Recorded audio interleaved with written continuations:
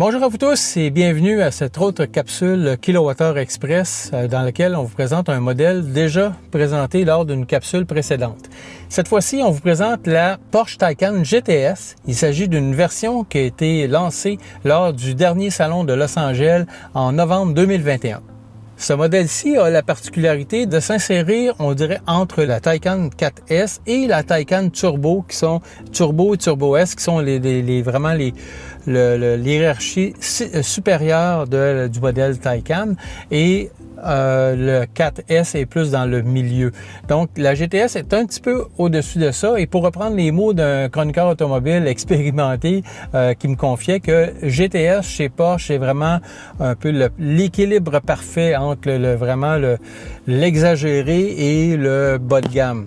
Donc, dans cette Porsche Taycan GTS, on a remarqué que la vitesse est quand même assez impressionnante et surtout la puissance.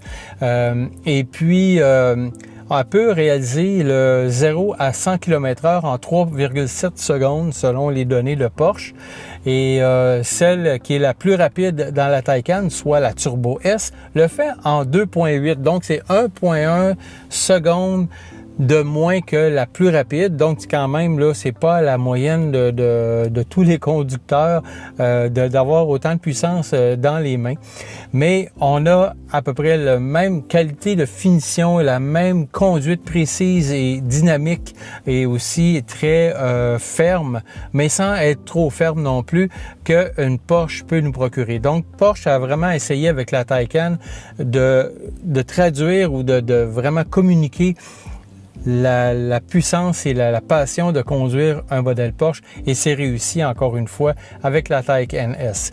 On remarque, bon, il y a 3 écrans comme dans les modèles précédents qu'on avait eu, quoique le 3e écran est en option, l'écran pour le passager. Et en fait, on va dire 3 écrans, en fait, il y en a 4. Il y en a un aussi dans la console centrale et aussi, bon, l'espace à l'arrière pour les passagers quand même assez selon ce qu'on m'a dit, pour les passagers à qui j'ai transporté, c'est très confortable, considérant la voiture quand même assez sport. D'habitude, l'espace arrière est assez restreint. C'est pas le cas dans le cas d'ici de la Taycan S. Et on a même transporté un ensemble de cuisine de chez Ikea, évidemment, dans sa boîte, à l'arrière, avec les sièges rabaissés. Donc, c'est quand même assez spacieux, malgré tout, considérant la vocation du véhicule. Et cela dit, la Taycan GTS commence à 152 000 $, le prix de base, et peut très facilement passer au-dessus des 200 000 $ si moindrement on met des options comme ici, même seulement la couleur est presque 4 000 $ et le toit panoramique ici, je vous sauve le prix parce que c'est vraiment onéreux. Donc, en gros, on a un véhicule 100% électrique qui est très luxueux et qui ne souffre pas d'une anémie parce que c'est un véhicule électrique. Tout au contraire, on a de la puissance à revendre.